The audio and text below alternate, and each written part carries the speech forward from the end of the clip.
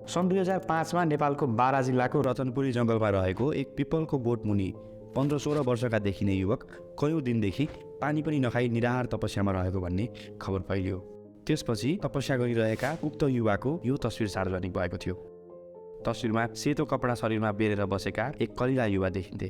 ध्यानमा लीन भएका उनको शरीर स्थिर थियो, अनुहार शान्त अनि आँखा बन्द। उनको पोस्चर बुद्धको ध्यान मुद्रा जस्तै थियो। उनी थिए रामबहादुर बमजन। बुद्धले चाहिँ पिपलको बोट मुनि तपस्या गरिरहेका उनलाई विदेशी मिडियाहरूले नाम दिए Buddha boy. The reincarnation of the Buddha. 15-year-old Ram Bahadur Bamjan has been in deep meditation. Motionless, meditating under this tree, without eating or drinking. कुनै पनि मानव कयौँ दिनसम्म महिनासम्म निराहार बसेको भन्ने कुरा मोडर्न साइन्सका लागि चुनौती थियो। Without eating or drinking, after a while he'd become paralyzed. यही कुराको अनुसन्धान गर्न 2006मा डिस्कभरी च्यानलले बमजनको तपस्या बारेमा डकुमेन्ट्री बनायो। After 48 hours of continuous observation, Ram still hasn't moved. दिन प्रतिदिन उनको भक्तहरूको सङ्ख्या विश्वभरि बढ्न थाल्यो। उनलाई अवतारका रूपमा पूजा गर्न थालियो। उनका तस्विरहरू, भिडियो भएका सिडी र पुस्तकहरू बिक्री हुन थाले। उनको दर्शन गर्नेहरूले चढाएको भेटी लाखौँमा जम्मा हुन थाल्यो। तपस्वीका रूपमा बमजनको प्रभाव यसरी बढ्दै गयो कि त्यसपछिको एक दशक उनले नेपालको कयौँ स्थानमा आफ्नो आश्रम बनाए। उनको धार्मिक सङ्गठनका शाखाहरू देश र विदेशमा खुले। देशका पूर्व मन्त्रीदेखि नाम चलेका व्यापारीहरू पनि उनका अनुयायी तथा सङ्गठनका सदस्य भए। हजारौँको सङ्ख्यामा स्वदेशी र विदेशी अनुयायीहरू बने। पछि उनले आफ्नो छुट्टै धर्म नै घोषणा गरे र त्यसलाई कल्टका रूपमा विस्तार गर्दै आफ्नो छुट्टै धार्मिक साम्राज्य नै तयार पारे। तर पछि यस्तो के भयो कि एकाएक त्यो साम्राज्य तासको घर जस्तै गरी भत्किन थाल्यो। उनलाई शान्त तपस्वीका रूपमा चिनेको संसारले कठोर, क्रूर अनि अपराधीका रूपमा हेर्न थाल्यो। यो भिडियो तिनै रामबहादुर बमजन अर्थात् तपस्वीको साम्राज्यको स्थापना, विस्तार र अवसानको कथा हो।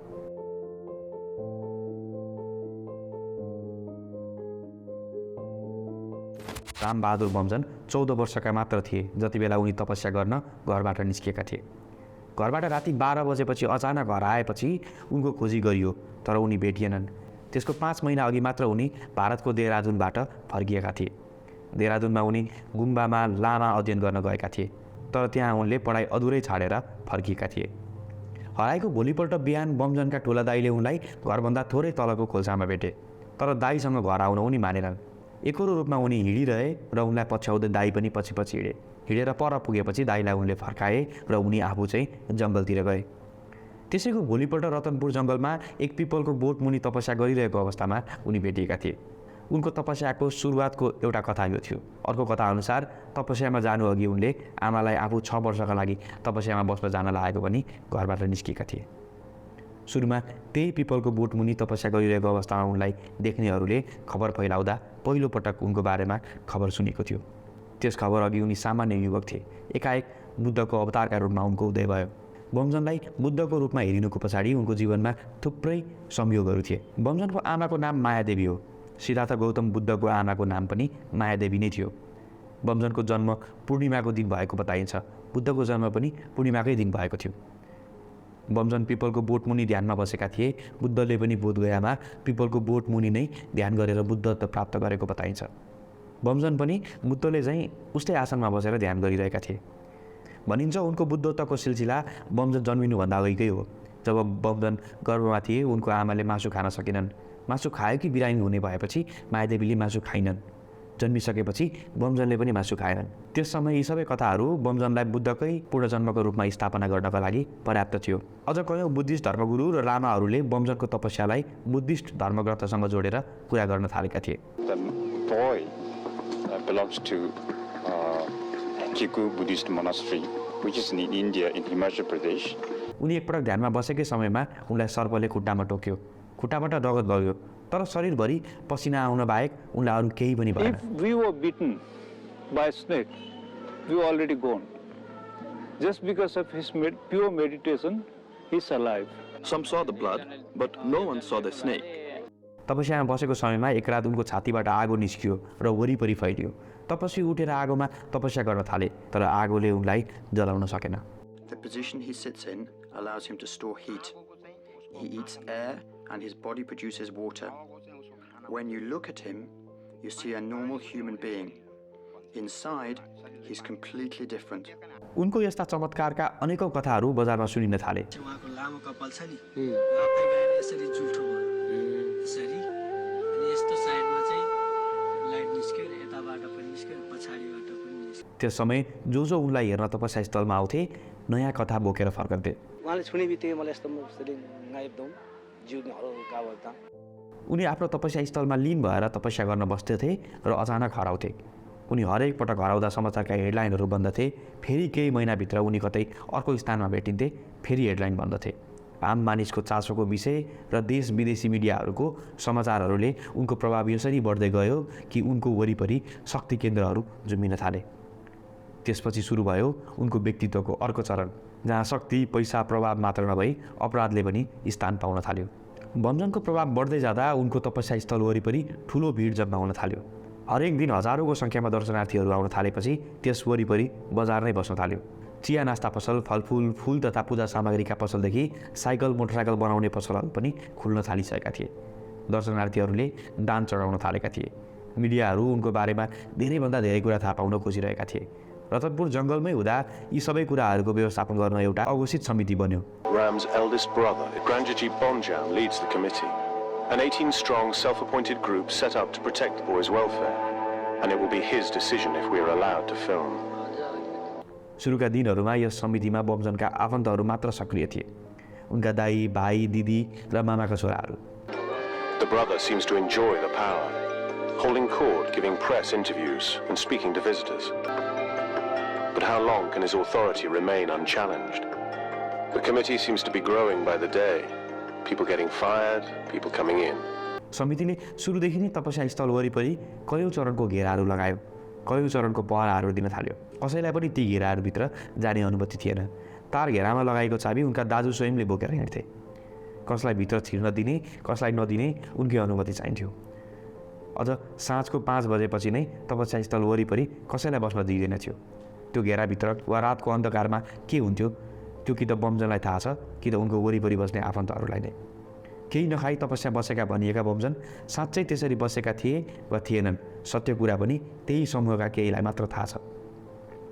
निराहार बसेको दाबीहरूबीच उनको रगत परीक्षण गर्ने कुरा पनि आएको थियो। तर त्यस समय समितिले नै रगत परीक्षणका लागि नमुना सङ्कलन गर्न दिएन। रतनपुर जङ्गलमा यसरी नै 10 महिना बित्यो। उनको चर्चा सबैतिर फैलिएको थियो। उनलाई भेट्न कयौँ भक्तजनहरू आइरहेका थिए। एक दिन अचानक उनी तपस्या स्थलबाट हराए।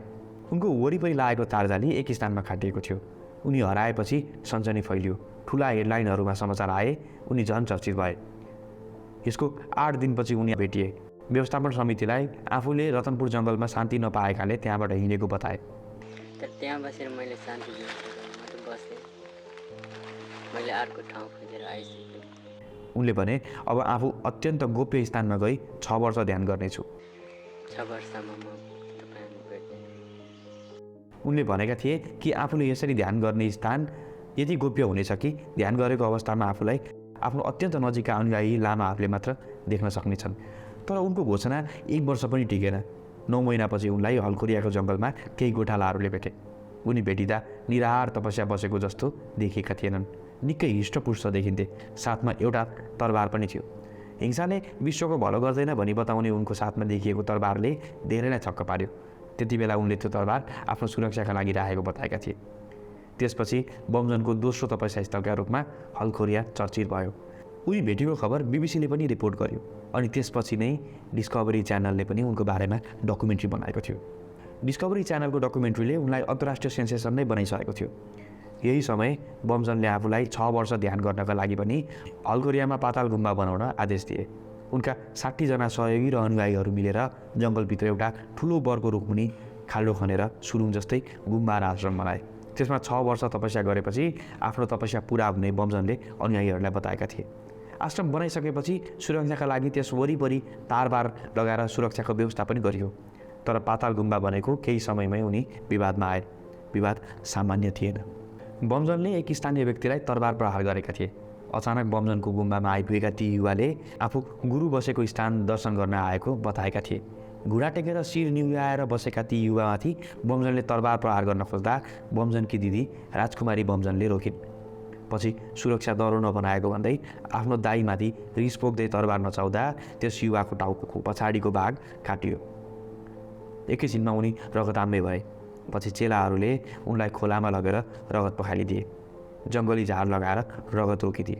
यो घटनाहरू मैले त्यसै भनेको होइन, एक प्रत्यक्षदर्शी चेलाले मिडियालाई बताएको घटना हो। यो हिंसाले कसैको भलो गर्दैन भन्ने गुरुको यो रूप त्यस दिन धेरैले पहिलोपटक देखे। उनले त्यसरी तरबार नचाउन सक्छन्, कराते लगायतको युद्धकला जानेका छन् र यति हिंसक छन् भन्ने पनि पहिलोपटक थाहा पाए। तर यसपछि उनका यस्ता गतिविधिहरू बिस्तारै आश्रमभित्रकाहरूका लागि कमन हुँदै गइरहेको थियो। बमजन तपस्यामा भन्दा बढी अन्य कुरामा ध्यान दिन थालेका थिए। आश्रममा खटिएका हानीहरूमाथि यौन दुर्व्यवहार गरेको उनकै दाइ र दिदीहरूले देखेर विरोध गरेपछि उनीहरूलाई बिस्तारै आश्रमबाट निकालेर खेदाए। दुई पत्रकार अमित ढकाल र शोभा शर्माले सेतो पार्टीका लागि बमजनको साम्राज्यभित्रको यस्ता अनेक कुराहरू खोतल्नका लागि 3 महिना लामो अनुसन्धान गरेका थिए। लिटल बुद्धको नाममा र तपस्वीको भेषमा आफ्नो आश्रममा बसेर उनले चलाइरहेको यौन शोषण, हिंसा र हत्याको दुष्चक्रको कथा हो। यो स्टोरी गर्न हामी नुवाकोट, मकवानपुर, बारा, रौतहट, सर्लाही लगायत 6 जिल्ला पुग्यौं। त्यहाँ बमजनको आश्रमबाट फर्केका आनी र चेलाहरूसँग भेट्यौं। हलखोरिया जङ्गलमा बमजनको आश्रमभित्र जे जे भइरहेको थियो त्यो बाहिरका मानिसहरूले थाहा पाएकै थिएनन्। उनको बारेमा थाहा पाइसकेपछि भित्र भएका विश्वासपात्रहरू कि छुट्टिँदै गइरहेका थिए कि बमजनले टाढा बनाइरहेका थिए। तर बाहिर उनलाई विश्वास गर्ने जमातहरू उसै गरी बढ्दै गइरहेको थियो। उनी अझै शक्तिशाली भइरहेका थिए। यसैबीच उनले एउटा यस्तो घोषणा गरे कि त्यसले उनको वास्तविकता बाँकी दुनियाँको अगाडि पनि ल्यायो। उनले घोषणा गरे कि गढीमाई मेलामा हुने गरेको पशु बलि अब म रोक्नेछु। बारा जिल्लामै रहेको गढीमाई मन्दिरमा हरेक 5-5 वर्षको अन्तरालमा लाग्ने गढीमाई मेलामा हजारौँ पशुहरूको बलि दिने गरिन्छ। बमजनले 2066 सालको गढीमाई मेलामा हुने बलि आफूले रोक्ने भनी घोषणा गरेका थिए। उनले भनेका थिए कि मन्दिरको छेउमा एउटा दियो बालेपछि बलि सुरु हुने गरेको छ। यसपटक मेरो तपस्याको रापले गढीमाई मन्दिरको दियो बल्ने नै छैन। दियो नबलेपछि बलि सुरु हुने कुरा नै भएन। उनको यो घोषणा सबैतिर फैलियो। गढीमाई मेला नजिकिँदै गर्दा उनको तपस्याको प्रभाव हेर्न मानिसहरू आतुर हुँदै थिए। उनको अनुयायीहरूको एउटा टोली उनकै निर्देशनमा मेलाको अघिल्लो रात नै बलिस्थलमा पुगेको थियो। त्यसको नेतृत्व गरेका थिए बौद्ध सङ्गठनका महासचिव प्रेम दोर्जेले। त्यसो भए हामी के गरौँ भन्दा तपाईहरु 4 बजे जानुस्, म 5 बजे बिहान 3 बजे त्यहाँ आइपुग्छु भन्ने भएर मैले 21 जना टोली लिएर म जुन गढीमाईमा गएँ। उनीहरूलाई बमजनले आफू बिहानै आइपुग्ने र बलि रोक्ने बताएका थिए। तर बमजनले घोषणा गरे जस्तो भएन। 12 बजे, 1 बजे, 2 बजे, 3 बजे उहाँ आउनु भएन, 4 बजे, 5 बजे, 6, 8 बजे आउनु भएन।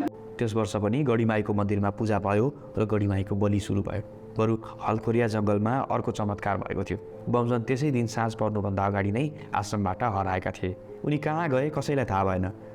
त्यसको 3 महिनापछि भारतको मिरिकमा उनी भेटिए। साथमा थिइन् दीपशिखा डुब्जन, जो पछि बमजनको श्रीमती भइन्। बमजन दीपशिखाकै घरमा बसिरहेका थिए।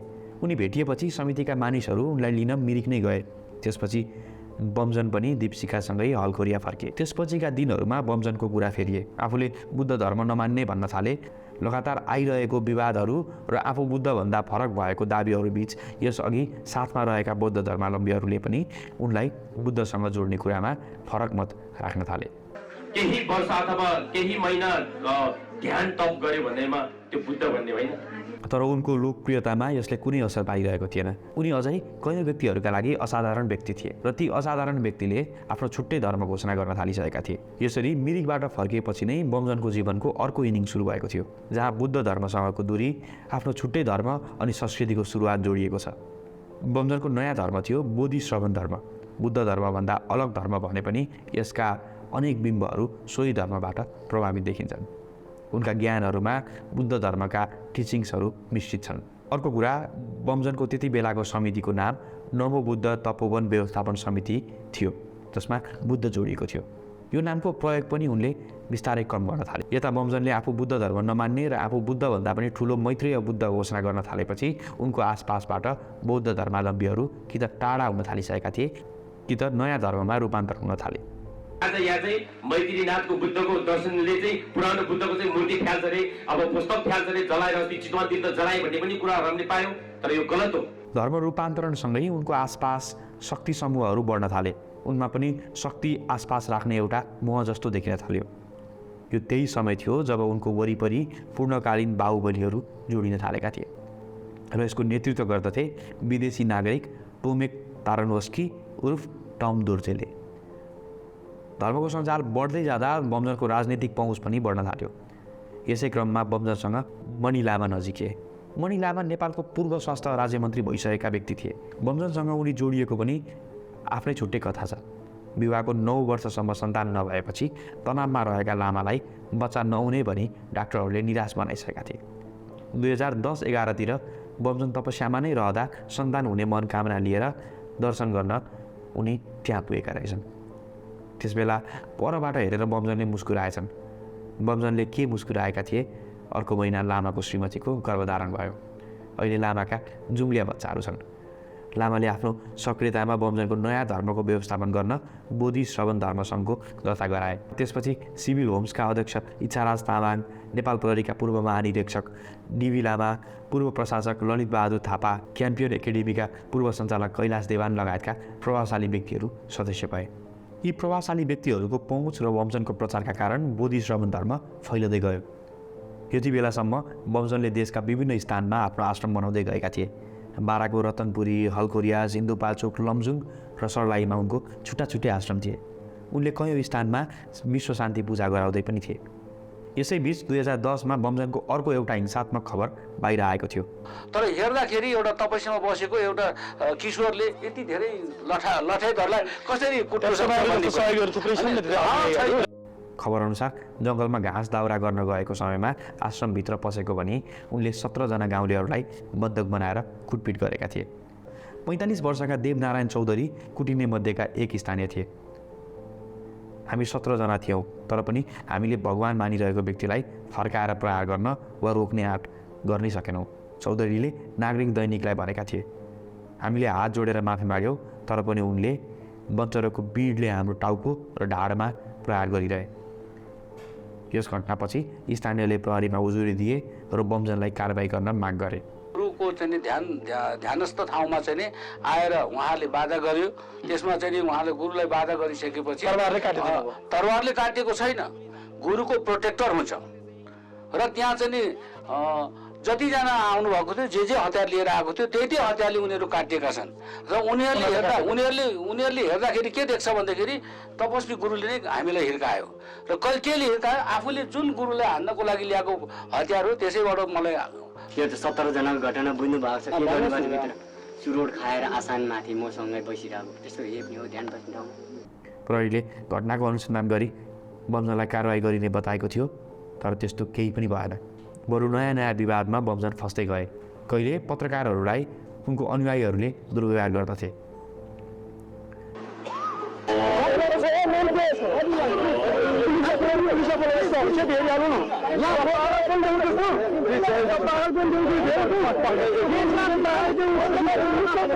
यसको नेतृत्व पनि तिनै टम दोर्जेले गरेका थिए।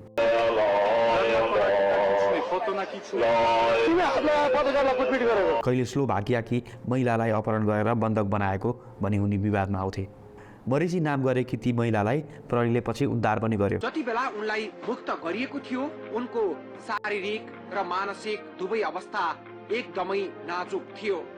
खुट्टाभरि चोट थियो र दाहिने हातको नाडी मर्किएको थियो। There was everything from the violence, sexual abuse, pain, what else? Like you experience hell. तिनै मरिसीले अहिले निरन्तर रूपमा युट्युब र ब्लगहरू मार्फत बमजनको पोल खोलिरहेकी छिन्। एकातिर यस्ता हिंसाका घटनाहरू बारम्बार मिडियाहरूमा आइरहेका थिए र अर्कोतिर उनको पहुँच झन्झन फैलदै गइरहेको थियो। 2014मा नै बमजनले तत्कालीन प्रधानमन्त्री सुशील कोइरालालाई भेटे। यही बेला प्रधानमन्त्रीलाई उनका अनुयायीहरूले नेपालमा माओवादीको द्वन्द्व रोकिनुमा बमजनको हात भएको दाबी सुनाए। जुन बेला चाहिँ नेपालमा दैनिक 15-20 जनाको लास उठिराखेको गुरु 62 साल जेठ 2 गते जब तपस्याको लागि जङ्गलमा प्रवेश हुनुभयो, त्यसपछि करिब नेपालको स्थायित्वमा, लोकतन्त्रमा, गणतन्त्र स्थापनामा माओवादीको गतिविधि पनि सबै सामेल हुँदै आयो। उनीहरूले प्रधानमन्त्रीसँग आफूहरूले हलकोरियाको सरकारी वन क्षेत्र प्रयोग गर्न पाउनुपर्ने अनुरोध राखेका थिए। प्रधानमन्त्री सुशील कोइराला पनि उनलाई जङ्गलको प्रयोग गर्न दिनुपर्ने कुरामा सहमत थिए। पछि 2018मा प्रधानमन्त्री शेरबहादुर देवा हुँदा बमजनको यो माग पनि पुरा गरियो। सरकारले मन्त्री परिषद निर्णयबाट बाराको हलकोरिया स्थित आश्रम क्षेत्रलाई धार्मिक वन क्षेत्र घोषणा गर्यो। यसरी बमजन वरिपरि धार्मिक साथसाथै राजनीतिक शक्ति पनि केन्द्रित हुँदै गइरहेको थियो। यी सबैका पछाडि पूर्व राज्य मन्त्री मणि लामाको सक्रियता थियो। धार्मिक र राजनीतिक शक्ति सञ्चय बढ्दै जाँदा बमजनका अनुयायीहरू अझ हिंसक हुँदै गएका थिए।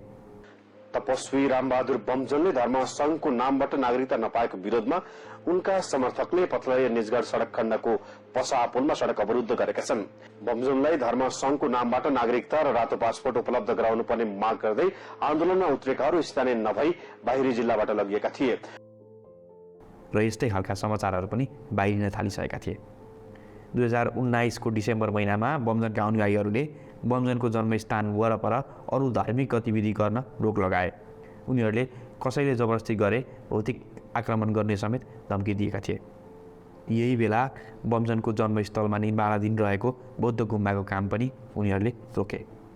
यो समय बमजन आफूलाई कति शक्तिशाली सोच्दथे भन्ने कुरा तिनै पूर्व राज्य मन्त्री मणि लामाले सुनाएको एउटा घटनाले स्पष्ट पार्दछ।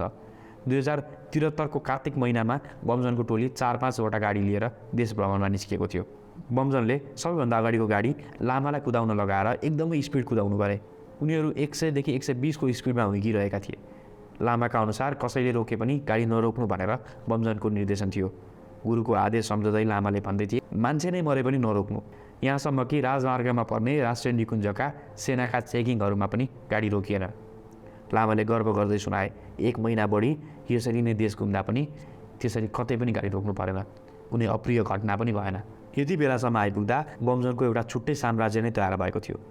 ठाउँ ठाउँमा आश्रम बनिरहेका थिए। असीमित दान र सहयोगहरू उठिरहेका थिए। समितिमा प्रभावशाली मानिसहरू जोडिँदै गइरहेका थिए। स्वदेशी विदेशी अनुयायीहरू पनि थपिँदै थिए। यस्ता अनुयायीहरू जसले उनका जति विवाद आए पनि त्यसलाई विरोधीहरूको चाल सम्झन्थे। आफ्नो गुरुको महिमा संसारभर फैलन रोक्ने शक्तिहरूको खेल सोच्दथे। यही बढ्दो प्रभाव देखिने गरी 2017 सालमा काठमाडौँमा एउटा भव्य धार्मिक कार्यक्रम भयो जसको नाम थियो विश्व शान्ति महामैत्री पूजा महादर्शन र आशीर्वाद कार्यक्रम। यो कार्यक्रम उनको धार्मिक साम्राज्य विस्तारको लागि कति महत्त्वपूर्ण र विशेष थियो भन्ने उनको काठमाडौँ इन्ट्रीले देखाउँछ। चैत्र 8 देखि सुरु भएको यस कार्यक्रममा सहभागी हुन बमजन 6 गते नै बाराबाट काठमाडौँ आएका थिए। बाटोमा उनलाई 156 भन्दा बढी गाडी र 250 भन्दा बढी मोटरसाइकलहरूले पहरा दिएको थियो। कार्यक्रममा 100को सङ्ख्यामा विदेशी भक्तजनहरूको पनि ओहिरो लागेको थियो। झट्ट हेर्दा बुद्धिस्ट कार्यक्रमको झल्को दिने भए पनि यो कार्यक्रमले उनको नयाँ धर्म बोधि श्रवण धर्मलाई अझ स्थापित गर्नेवाला थियो। कार्यक्रममा उनका प्रभावशाली अनुयायीहरूको उपस्थिति उस्तै थियो। कार्यक्रमबाट बमजनको महिमा र उनका कथाहरू अझ धेरै मानिसहरूसम्म पुगिरहेको थियो। बोधि श्रवण धर्म सङ्घका अध्यक्ष नील बहादुर थिङ दर्शनार्थीहरूलाई बमजनका बारेमा एकपछि अर्को रहस्यमय कुराहरू सुनाइरहेका थिए। बमजनले छुने बित्तिकै रोग निको हुने बताउँदै पूर्व प्रधानमन्त्री सुशील कोइरालाको क्यान्सर निको हुनुमा पनि बमजनकै हात रहेको उनी दाबी गरिरहेका थिए। कार्यक्रम स्थलमा अध्यक्ष थिङले एउटा अर्को कुराको पनि तारिफ गर्दै थिए, बमजनको तस्विर अङ्कित जन्तरको। त्यसमा बहुमूल्य कुराहरू राखिएकोले अरू बेला लाखौँ रुपियाँमा पनि किन्न नपाइने भए पनि पूजाको समयमा सङ्घले 500 रुपियाँमा बिक्री गरिरहेको जानकारी उनी बेला बेलामा दिन्थे। पूजास्थलमा आएका हजारौँ मानिसहरू ती जन्तरका साथसाथै बमजन र उनको धर्मका बारेमा लेखेका पुस्तकहरू चिनेको रूपमा किन्थे। पूजा अवधिभर बमजन भिडलाई केही मिनट सम्बोधन गर्दथे, आफ्ना ज्ञानहरू सुनाउँदथे। तर उनको सम्बोधनहरू ध्यान दिएर सुन्नुभयो भने उनले भाषणहरू रट्ने गरेको थाहा हुन्छ। गढीमाई मन्दिरमा अवध प्राणीहरू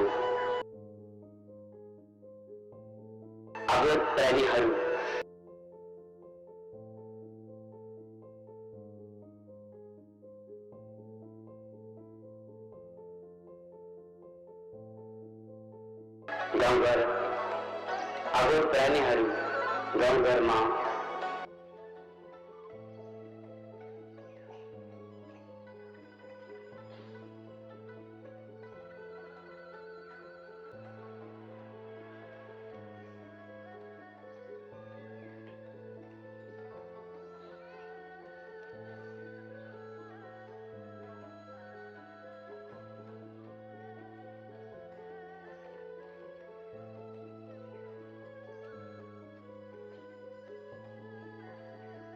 नलगेमा कुनै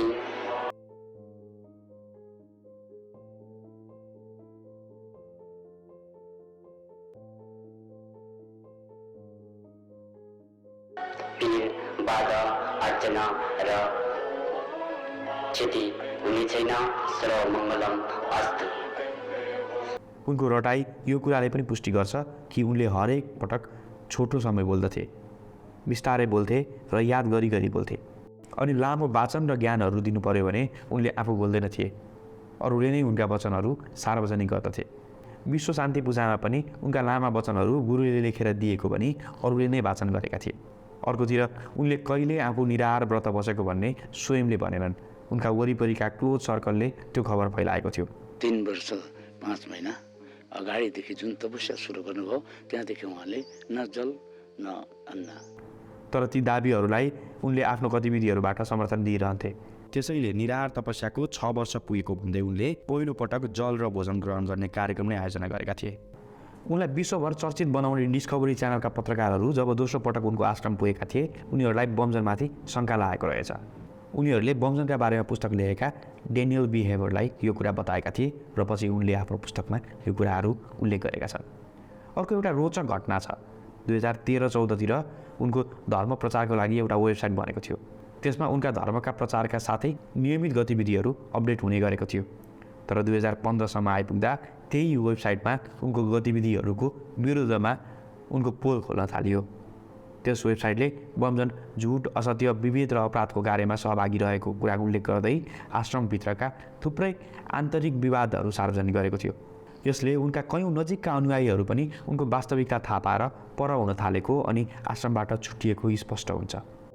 उनको आश्रमभित्रको यो खेलहरू बुझ्न काठमाडौँको भव्य कार्यक्रमभन्दा केही वर्ष पहिलेदेखिकै केही घटनाहरूलाई बुझ्नुपर्छ। त्यस बेलासम्म आइपुग्दा बमजन र आश्रममा सुरुदेखि नै सक्रिय रहेका उनका दाई र दिदीहरू पनि छुट्टिसकेका थिए। तर उनको 13 वर्षीय बहिनी रञ्जिता आश्रममै थिइन्। आश्रमभित्रका कयौँ घटनाहरू बाहिरिँदै गर्दा छोरीलाई ल्याउन बमजनकी आमा मायादेवीले आफ्ना 2 छोराहरूलाई आश्रममा पठाइन्। तर आश्रमभित्रका अनुयायीहरूले उनीहरूलाई रञ्जितासँग भेट्न दिएनन्, बरु उनीहरूलाई नै 5 दिनका लागि बन्धक बनाए। यो घटनापछि मायादेवीले स्थानीय प्रहरीमा रञ्जिता हराएको उजुरी दिइन्। प्रहरी उनको खोजीमा आश्रम पुग्यो। त्यहाँ रञ्जितालाई प्रहरीले भेट्यो पनि, तर उनी आश्रमबाट निस्किन मानिनन्। यस घटनापछि उनकै आश्रममा 2011देखि बसिरहेका बमजनकी आफ्नै दिदी मनु र दाई श्यामले भने आश्रम छाडे। पछि मनु वैदेशिक रोजगारीका लागि मलेसिया गइन्। उनै मनु जोडिएको एउटा घटना पनि शङ्कास्पद रूपमा हेरिन्छ। मनु 2015तिर नेपाल फर्केर आश्रम पुगेकी थिइन्। त्यहाँभित्र उनलाई के भयो कसैलाई थाहा छैन, तर त्यसको 1 वर्षपछि 2016को सेप्टेम्बर 19मा उनको मृत्यु भयो।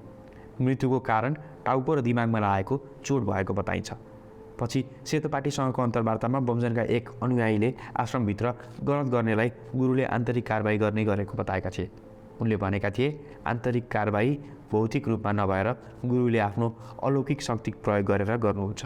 उनका अनुसार बमजनकी आफ्नै दिदीले पनि उनको धेरै विरोध गरेपछि आन्तरिक कारबाहीमा परेकी थिइन्। उनी थप्छन् पछि तडपिएर उनी मरिन्। गढीमाई बलि रोक्न नसकेपछि भाएका बमजन 3 महिनापछि भारतको मिरिकमा दीपशिखासँग भेटिएका थिए नि। उनी सोझै मिरिक पुगेका थिएनन्। त्यसअघि उनी सर्लाहीको बागमती नगरपालिका स्थित काजीराम टोल पुगेका थिए, रिता बोटसँग उसको घरमा। रिता बोट बमजनकै आश्रममा बस्थिन्। रिताको घरमा उनी 1 महिना बसेका थिए। काठमा लाग्ने मेला आएपछि अब मलाई त्यो मेलामा लान्छ, मसँग त्यतिका शक्ति छैन काठमा रोक्ने। रिता मलाई तिम्रो घरमा लैजाऊ, कहाँ छ तिम्रो घर, मलाई लुकाउन लैजाऊ भनेर अनि बहिनीले यहाँ लिएर आयो है। रिताको परिवारका अनुसार रिता र बमजन एउटै कोठामा बस्दथे। 2 जना एउटै कोठामा बस्ने सुत्ने एउटै देख्थे बिस्तारा। दाल भात चाहिँ पकाएर के अरे हामीले नि पकाएर दिन्थ्यो, दाल भात चाहिँ खान्थे। किनभने परिवारले प्रश्न गर्दा बमजनले आफूहरूले विवाह गर्न लागेको बताएका थिए। म रितालाई मन पराउँछु भन्ने कुरा गरेँ। त्यहाँ 1 महिना बसेर गएकी रिता 3 महिनापछि घर फर्केकी थिइन्।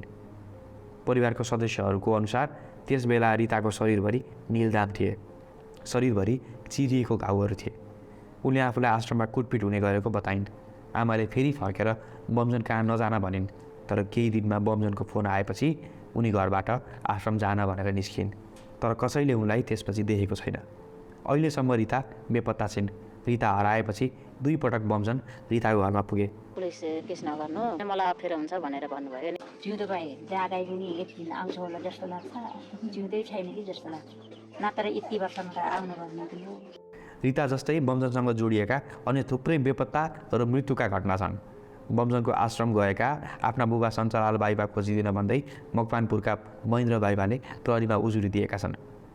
बुबाले 2071 चैत्र 14 गते सिन्धुपाल्चोकको बडे गाउँ स्थित बमजनको आश्रमबाट फोन गरेर आफू 17 गते घर आउने बताएका थिए, तर त्यसपछि उनी बेपत्ता छन्।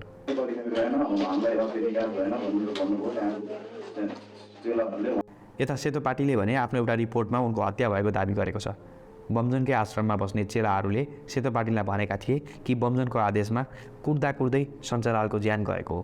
बाइबाको ज्यान गएपछि आश्रमभन्दा 300 मिटर माथिपट्टिको डाँडामा खाल्डो खनेर गाडेर नुनका पोका खनाएको बताएका थिए। यसकै आधारमा उत्खनन गर्दा प्रहरीले 9वटा नुनको पोका पनि फेला पारेको थियो, तर लास भने भेटाएन। अहिले पनि बमजनको आश्रम नजिकै नुनका खाली प्याकेटहरू भेटाएको छ। ती प्याकेटहरू बीच भागबाट च्यातिएको हुनाले उनको आश्रम थप रहस्यमय बनेको छ। यसैगरी डोलमा भनिने फुलमाया रुम्बा, चुन्मो भनिने कर्मा तामाङ, सुरेश आले मगर बेपत्ता छन्। विवादित तपस्वी रामबहादुर बमजनको आश्रमबाट उनका अनुयायी हराएको तथ्य बाहिर आएको छ। 2018 मा उनीहरूको परिवारले उनीहरू बमजनको आश्रमबाट बेपत्ता भएको र खोजी गर्न नसकेको भन्दै पत्रकार सम्मेलन गरे। यसअघि नै बमजनको आश्रममा आनी भएर बसेकी गङ्गामाया तामाङले आफूलाई बमजनले बलात्कार गरेको भनी मिडियामा आएर आरोप लगाएकी थिए। उसको बुढी तिलगङ्गामा आँखा अपरेसन गर्न आउँदाखेरि 2073 साल 4 महिना 20 गते राति 9 बजे मलाई बलात्कार गरेको गुरुले नै रामबहादुर बमजनले नै बमजनको हिंसा सहन नसकेर आफूहरूले आत्महत्याको प्रयास गरेको उनले बताएकी थिए। आफ्नो सम्बन्ध राख्ने बुढी जस्तै गर्नुहुन्थ्यो, जतापाइके त हातले छुनुहुन्थ्यो ब्रेस्टतिर। त्यस्तो केही उपाय नलागेपछि हामीले सुसाइड गरेको म अनि त्यसपछि एकजना सीता कलन भन्ने थियो सरलाईको। 2020 मा गङ्गामायाको घटनामा सरलाईको सरकारी वकिल कार्यालयले बमजन विरुद्ध बलात्कार अभियोगको मुद्दा जिल्ला अदालतमा दायर गर्यो। अदालतले बमजनलाई समात्न पक्राउ पूर्जी पनि जारी गर्यो। हत्या, हिंसा, बलात्कार तथा आनीहरूलाई बेपत्ता पारेको आरोप लागेका बमजनलाई पक्रन प्रहरीले जिल्ला अदालत सर्लाहीबाट बिहीबार अनुमति दिएको थियो। उनका आश्रमहरूमा प्रहरीले छापा मार्यो। बमजनलाई समात्न केन्द्रीय अनुसन्धान ब्युरो CIB ले मात्र 3 पटक अपरेसन चलायो। आश्रममा भएका केही अनुयायीहरू समातिए तर बमजन भेटिएनन्। बाल यौन दुर्व्यवहारको आरोपमा प्रहरीले पटक पटक सिन्धुलीको पहिली डाँडास्थित आश्रम र तपस्वी बमजन बस्न सक्ने सम्भावित स्थानमा छापा मारे पनि फेला पार्न नसकेपछि उनको घरमै अदालतको म्याप सहितको सूचना पास गरेको हो। उनको बारेमा सोद्धा अनुयायीहरू भन्दथे कि गुरु 3 वर्षका लागि ध्यानमा लीन भएकाले जति खोजे पनि भेटिँदैन। तर कतिपय व्यक्तिहरू भने प्रहरीको छापाबारे बमजनलाई अगाडि नै थाहा भएको आशंका गर्दछन्। कानुनी रूपमा समस्या पर्न थालेपछि बोधि श्रवण धर्म सङ्घका समितिले उनलाई लागेका आरोपहरूको खण्डन गर्यो। लाखौं भक्तहरूसँग हामी जाने गरिरहन्छौँ। त्यहाँ संयमको सङ्ख्यामा मान्छे पछि राखेकै हुन्छ, स्वयंसेवकको रूपमा आउने काम गर्ने जाने। अब यो क्रममा उहाँहरू पनि स्वयंसेवकको रूपमा आउनुभयो र भक्तको रूपमा आउनुभयो र स्वयंसेवक भएर महिनौ दिनपछि बस्नुभयो होला, आउनुभयो होला, तर त्यहाँ बेपत्ता पारेको छैन। प्रचण्ड लगायतका नेताहरूलाई भेटेर कारबाहीबाट जोगाउन ज्ञापन पत्र समेत बुझाए। समिति जस्तै बमजनका कयौँ अनुयायीहरूलाई पनि आफ्नो गुरुलाई फसाइएको हो भन्ने लाग्दछ। तर बमजन हराएपछि र प्रहरी अनि पत्रकारहरू उनको आश्रम पुगेपछि उनको साम्राज्यका केही भित्री कुराहरू संसारले देख्यो जुन त्यसअघि सार्वजनिक भएको थिएन। किनभने उनको आश्रमको त्यति भित्र पुग्ने हिम्मत कसैले गरेका थिएनन्। बमजनको जीवन बाहिरबाट जति सादा र सहज देखिन्थ्यो, उनको आश्रमभित्र उनी बस्ने घर र कोठाहरू त्यति नै भव्य र आलिशान रहेछन्। एक YouTube च्यानलले आश्रमभित्रको उनको निवासको भिडियोको वाकथ्रु नै गरायो, जसमा उनको छोरा र श्रीमतीको तस्बिर देखिन्छ। उनको श्रीमती अर्थात् दीपशिका उनै हुन् जोसँग बमजन मिरिकमा भेटिएका थिए। आश्रमभित्रका अनुयायीहरू उनलाई गुरुआमा र छोरालाई बाल गुरुका रूपमा पुज्दछन्। उनीहरूको सेवामा कयौँ मानिसहरू खटिएको कुरा त्यसपछि नै सार्वजनिक भयो। फरार हुनुअघि बमजनको छोरा पढाउन उनकी श्रीमती दीपशिका काठमाडौँमै बस्थिन्। क्यान्सर जस्ता रोगको छोएरै उपचार गर्ने दाबी गरिएका बमजन आफ्नै श्रीमतीको उपचार गर्न भने काठमाडौँको महँगो अस्पतालमा लैजान्थे र यी सबैको व्यवस्थापन बोधि श्रवण धर्म सङ्घले गरिरहेको थियो। सङ्घले विश्वभरिका मानिसहरूलाई बमजनको धर्म प्रचार गर्न विभिन्न उपायहरू अपनाउँथ्यो। Nepali, Hindi, Angreji, Korean, Chinese, Spanish German, Greek लगायत 28 भाषामा बमजनबारे जानकारी दिने वेबसाइट बनाएको पनि थियो। त्यसै गरी देश र भाषा अनुसार दर्जनौँ सामाजिक सञ्जालका खाताहरू सञ्चालन गरिएको छ। विश्वभरबाट सहयोग पठाउन चाहनेहरूले यिनै प्रविधिहरूको मार्फतबाट पनि पैसा पठाउन सक्दछन्। तर उनलाई कति सहयोग आयो, उनको सम्पत्ति कति छ, कसैलाई थाहा छैन, किनभने उनले कहिले आएका दानहरू पारदर्शी बनाएनन्। गैर नाफामुखी संस्थाका रूपमा दर्ता भएको बोधि श्रवण सङ्घले पनि कहिले आफ्नो लेखा रिपोर्ट सार्वजनिक गरेन। तर हलकोरियाको सरकारी जग्गा बाहेकका आश्रमका कयौँ बिघा जग्गा, आश्रमभित्रका असीमित सुविधा, महँगा गाडीहरू, हेलिकप्टर राइड्सहरू र सुविधा सम्पन्न जीवन अनि दान र धार्मिक सामग्रीहरूको बिक्रीबाट आएको रकमहरू, यसका बारेमा उनीहरू बोल्दैनन्। तर यति बेला बमजन फरार भएपछि उनको आश्रमका गतिविधि रोकिएका छन्। आश्रम खाली खाली भएको छ। उनको सामाजिक सञ्जालका पेजहरू 2021 यता बिना नै अपडेट भएका छन्। तर उनका धार्मिक गतिविधिहरू भने सूक्ष्म रूपमा अगाडि बढिरहेका छन्। नेपालका गाउँ गाउँमा मात्र होइन, विदेशी भूमिहरूमा पनि मेला, पूजा र विभिन्न कार्यक्रमहरू भइरहेका छन्। उनको नयाँ धर्मअनुसारको विवाह र मृत्यु संस्कार पनि बढिरहेका छन्। उनका अनुयायीहरू बिस्तारै फैलिँदैछन्। उनीहरूको बमजनप्रतिको आस्था घटेको छैन, बरु गुरुलाई फसाइएको हो भनेर भित्रभित्रै उनीहरूमा आक्रोश बढिरहेको छ। उनीहरूको आस्था रोकिनुपर्छ वा गतिविधि नियन्त्रण गर्नुपर्छ भन्ने कुरा होइन, यो उनीहरूको व्यक्तिगत स्वतन्त्रताको कुरा हो। आरोप लाग्दैमा बमजन दोषी नै हुन् भनेर दाबी गर्न पनि मिल्दैन। अपराध प्रमाणित नभएसम्म उनी आरोपी मात्रै हुन्। तर हत्या, बलात्कार र अपहरण जस्ता गम्भीर अपराधको आरोप लागेको र त्यसको अदालती प्रक्रिया बाँकी भइरहेको अवस्थामा अनि अर्कोतिर कानुनी प्रक्रियामा असर पुग्ने गरी उनी फरार भएको अवस्थामा भने यस्ता गतिविधिमाथि सरकारले सूक्ष्म निगरानी भने गर्नैपर्छ। अर्कोतिर पक्राउ पूर्जी जारी भइसकेपछि हराइरहेका बमजन प्रहरीको मोस्ट वान्टेड सूचीमा छन्। उनी विदेशमा भएको हुन सक्ने आशंका पनि गरिन्छ। तर प्रहरीले उनलाई इन्टरपोलको खोजी सूचीमा राखेको छैन। उनी अहिले कहाँ छन् बाहिर कसैलाई थाहा छैन। भित्र जसलाई थाहा छ तिनीहरू बोलिरहेका छैनन्। यदि भनिसक्दा बमजनको घटनामा दुईवटा सम्भावनाका कुराहरू आउँछन्। पहिलो, उनका अनुयायीहरूले माने जस्तै उनी साँच्चैका तपस्वी हुन्। उनीसँग असीमित शक्ति छ र उनलाई लागेका अपहरण, बलात्कार र हत्याका आरोपहरू उनीमाथि गरिएको साजिस हो। यस्तो अवस्थामा उनले प्रहरी र अदालतलाई सहयोग गर्नुपर्छ र न्यायिक प्रणालीमा सहभागी हुनुपर्छ। उनका आश्रमका हराएका आनी र अनुयायीहरूको खोजीमा सक्रियता देखाउनुपर्छ। सङ्कलन भएका आर्थिक सहयोगहरूको हिसाब किताब पारदर्शी बनाउनुपर्छ। हिंसात्मक गतिविधिलाई पर सार्नु पर्दछ र अदालती प्रक्रियाबाट सफाई पाएर आफ्ना धार्मिक गतिविधि अगाडि बढाउनु पर्दछ। लुकेर हुँदैन, सबैको सामु आएर बमजनले आफ्नो तर्क राख्नुपर्छ। र दोस्रो सम्भावना, उनी दाबी गरे जस्तै तपस्वी होइनन्। उनले सबैलाई झुक्याइरहेका थिए र उनलाई लागेका अपराधका आरोपहरू साँचो हुन्। यस्तो अवस्थामा सरकार कानुनको राज्य स्थापित गर्न कठोर हुनुपर्दछ। बमजनलाई कानुनको दायरामा ल्याएर उनलाई अनि उनका अपराधमा सहभागी भएका सबैलाई सजाय दिनुपर्दछ र वर्षौँदेखि आफ्ना छोरी, बहिनी, बुबाहरूको खोजीमा रहेकाहरूलाई र धर्मको आडमा नरकीय जीवन जिउन बाध्यहरूलाई न्यायको अनुभूति दिलाउनु पर्दछ। र यो भिडियोको अन्तमा के भन्दछु भने, किन हो हामी मानिसहरू वास्तविकताभन्दा बढी जादु र चटकहरूमा असाध्यै विश्वास गर्दछौँ। अनि यस्तै जादु र चटकहरूको पछि लाग्दा कयौँ बाबा, वैद अनि तपस्वीहरूको पदार्पण हुन्छ। कोही आफूलाई भगवानको अवतारका रूपमा, कोही आफूलाई नयाँ भगवान भन्ने, मनको कुरा थाहा पाइदिने, रोग निको पारिदिने आदि जस्ता अनेक कुराहरू दाबी गर्दछन्। अरूलाई सांसारिक मोह त्यागेर सादा जीवन जिउनुपर्छ भन्ने यस्ता बाबाहरू आफूले संसारभरको सेवा सुविधा प्रयोग गरेर बसेका हुन्छन्। तर गरिब अनि कमजोर वर्ग कहिले मुक्ति, कहिले सुख त कहिले शान्ति गरी सधैँ केही पाउने आशामा त्याग गरिरहेका हुन्छन्, दान गरिरहेका हुन्छन्। अर्कोतिर यही दान अनि त्यागको कारण धर्म र राजनीतिको मुद्दा उठाउनेहरू धनी भइरहेका हुन्छन्, शक्तिशाली भइरहेका हुन्छन्।